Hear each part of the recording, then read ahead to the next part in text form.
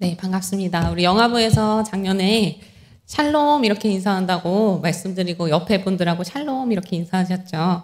자, 기억하시죠? 오늘은 우리 영화부 친구들이 찬양한 것처럼 우리도 큰 목소리로 하나님을 찬양해 보겠습니다. 할렐루야 하고 함께 인사하겠습니다. 할렐루야.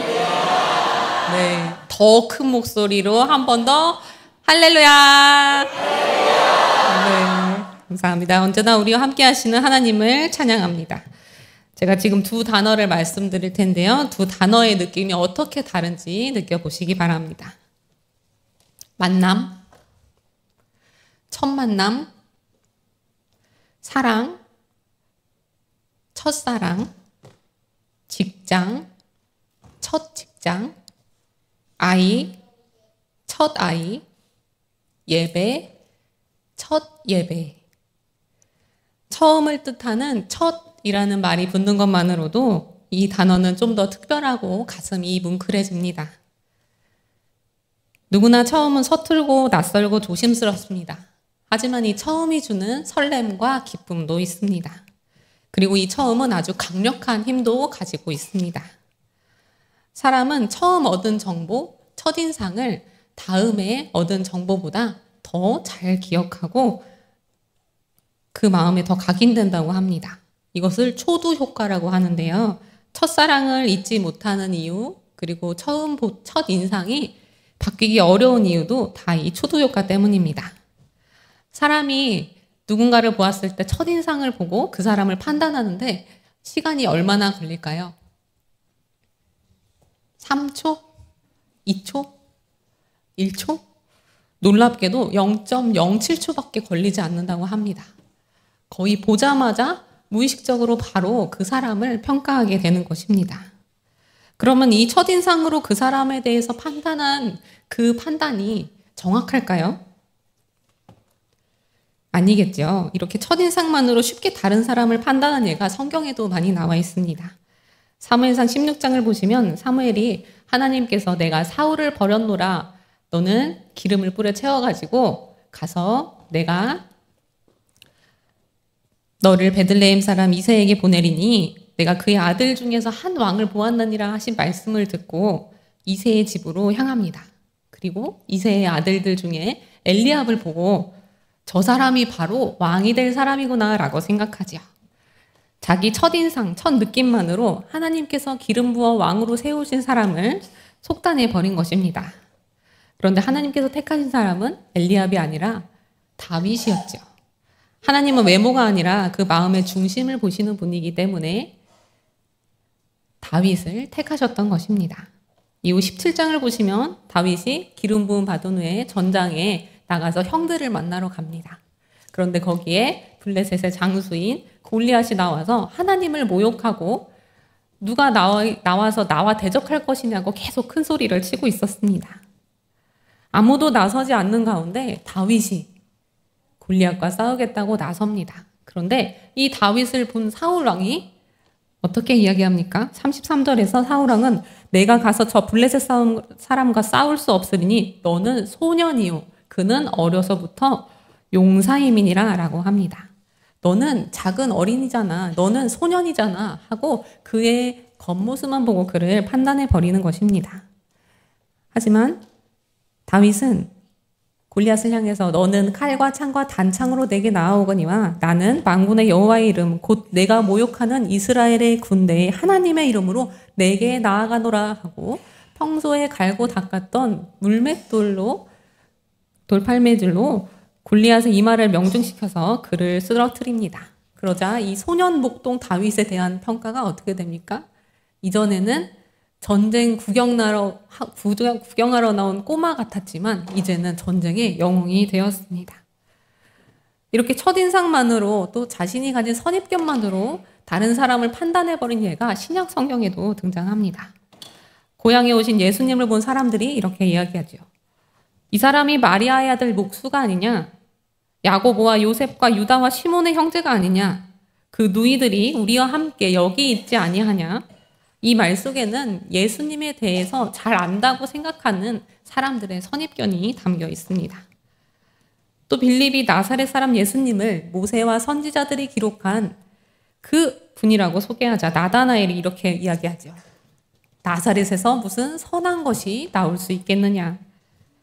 이스라엘 북부 나사렛은 이방인들과 범죄자들의 출입이 잦고 소란도 많은 곳이었습니다. 나사렛에 대한 이 당시 유대 사람들의 편견으로 인해서 나사렛 출신이라는 것만으로도 예수님은 율법 교사들과 대제사장들과 바리새인들에게 멸시를 당하셨습니다. 우리는 이렇게 쉽게 첫인상과 선입견만으로 우리의 처음 판단만으로 다른 사람들을 쉽게 판단해 버릴 때가 너무나 많이 있습니다. 우리가 사도 바울이라 부르는 오늘 본문의 사울이라고 기록된 사람도 그렇습니다. 사도행전은 예수님이 승천하신 후 성령을 받은 제자들이 그 복음을 전파하는 과정, 또 교회들이 세워져가는, 처음 교회들이 세워져가는 이야기를 다루고 있습니다.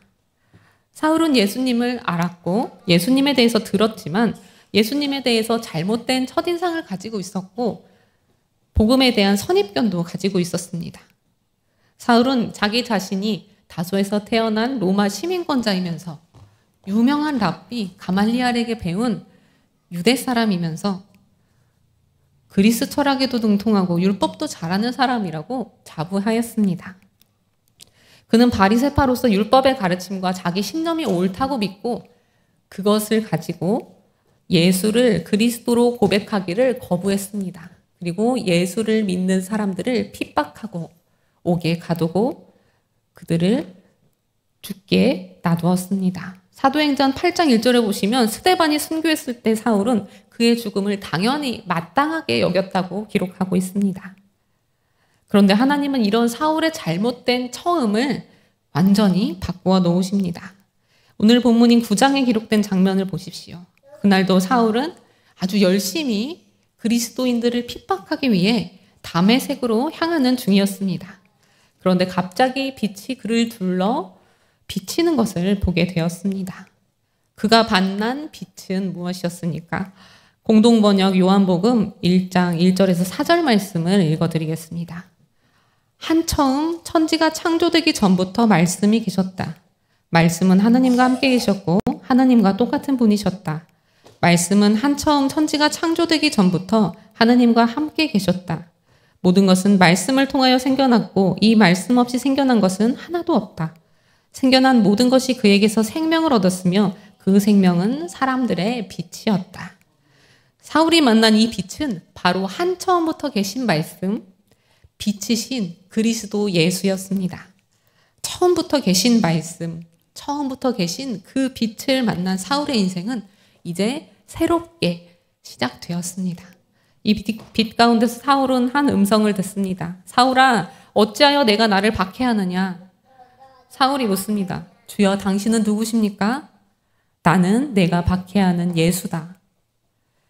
그리고 사울이 두려워 떨면서 제가 무엇을 하길 원하십니까? 라고 여쭈었을 때 일어나서 도시로 들어가라. 내가 무엇을 해야 할지 일러주는 사람이 있을 것이다. 그러면 내가 반드시 해야 할 일을 듣게 되리라 하는 말씀을 듣게 됩니다. 사울과 동행 가던 사람들은 음성은 들었지만 아무것도 보이지 않기에 어안이 벙벙해서 그 자리에 가만히 있었습니다.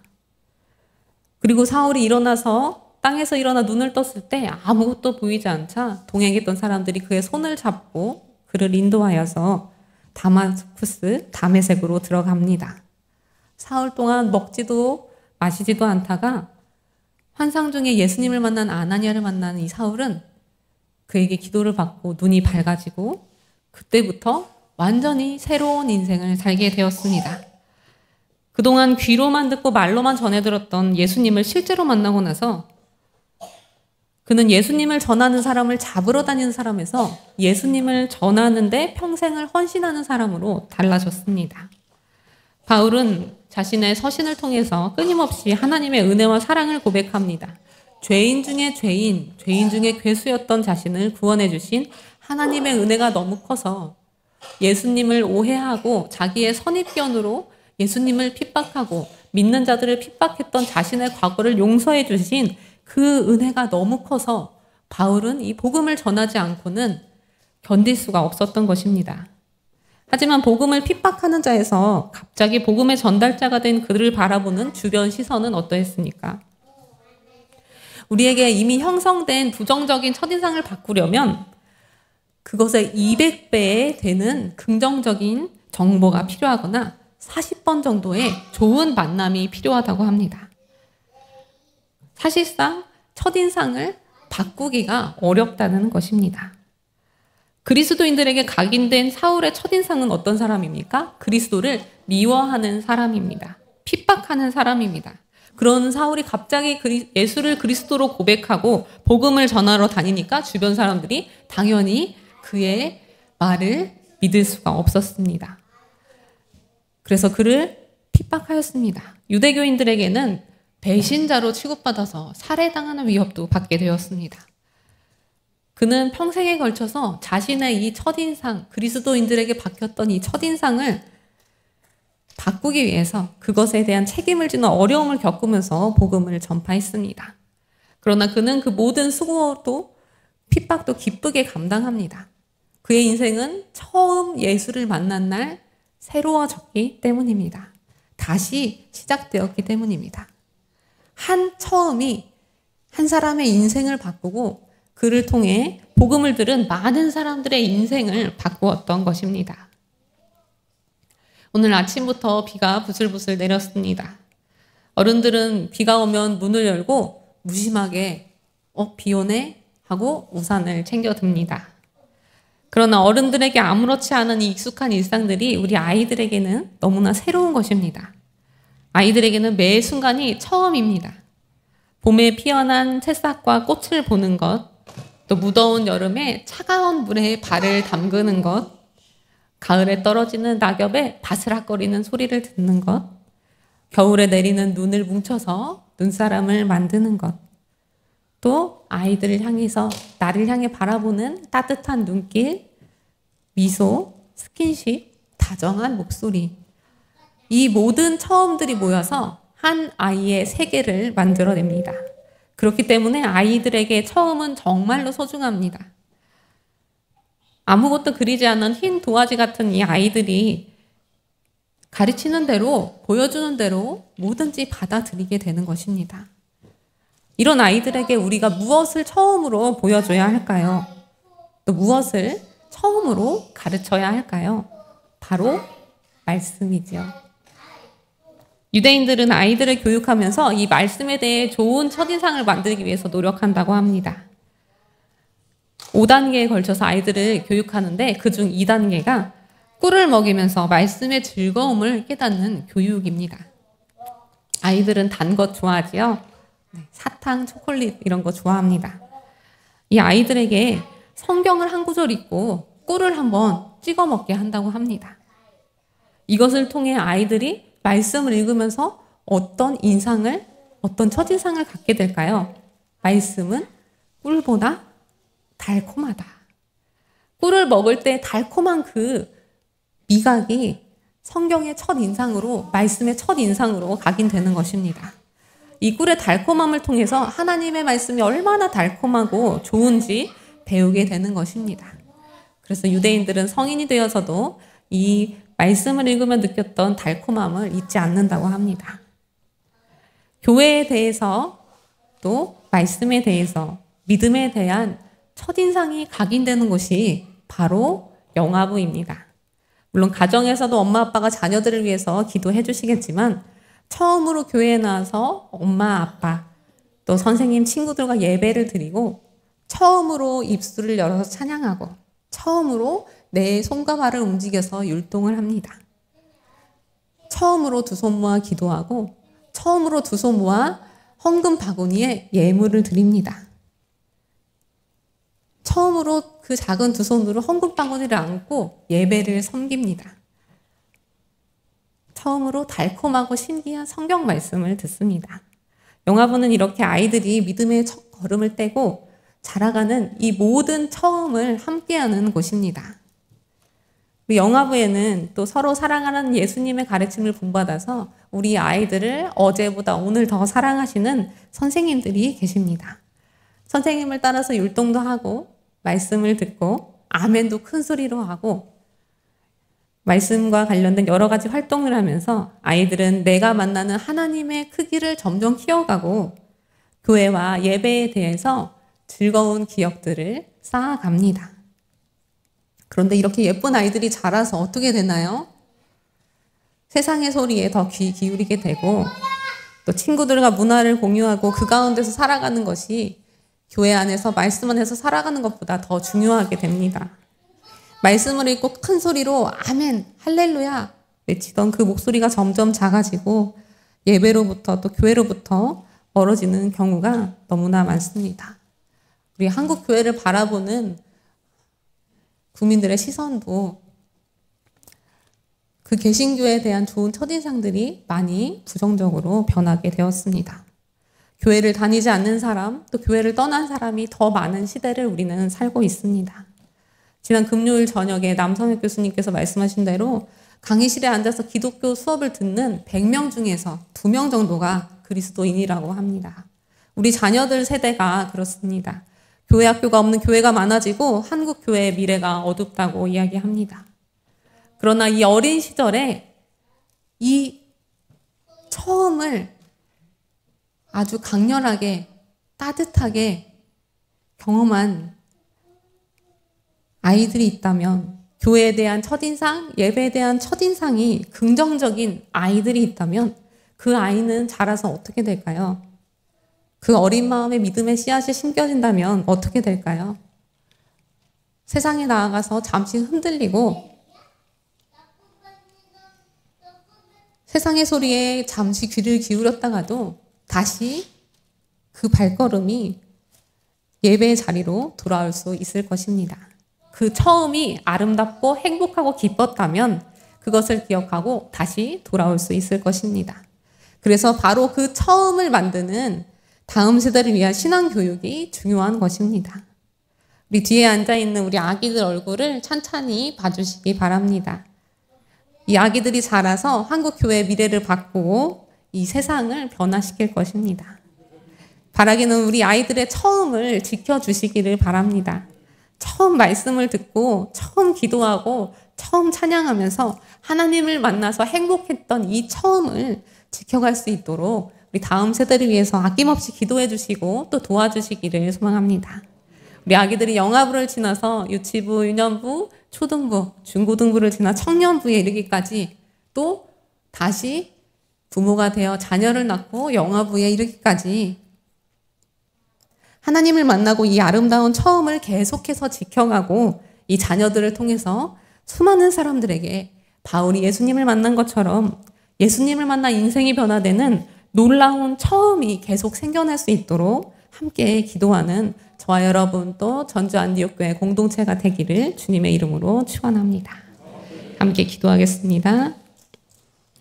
하나님, 우리에게 맡겨주신 이 아기들의 소중한 처음을 함께할 수 있게 하신 은혜에 감사드립니다. 세상에 악한 것에 물들지 않고 처음 믿음이 그대로 자라갈 수 있도록 말씀으로 양육하는 부모님과 선생님들을 붙들어 주시옵소서. 그리하여 이 아이들을 통해 전주 안디옥교회와 한국교회의 미래가 밝아지고 잃어버린 영혼들이 주님께 돌아오게 되는 놀라운 역사가 일어나도록 인도하여 주시옵소서. 할렐루야 외치는 이 작은 입술이 주님의 사랑을 전하는 입술 되게 하시고 콩콩 뛰며 찬양하는 이 손과 발이 기쁜 소식, 복음을 전하는 손과 발이 되도록 자라는 모든 과정을 지키시고 우리의 자녀들을 귀하게 사용하여 주시옵소서. 전주 안디옥교회 공동체가 다음 세대를 통해 하나님께 영광 돌리는 예배의 장, 환대의 장이 되도록 함께 중보하며 또 교육 선교에 힘쓰며 미래를 세워가는 예배 공동체 되도록 인도하여 주시옵소서. 예수님의 이름으로 기도드립니다. 아멘.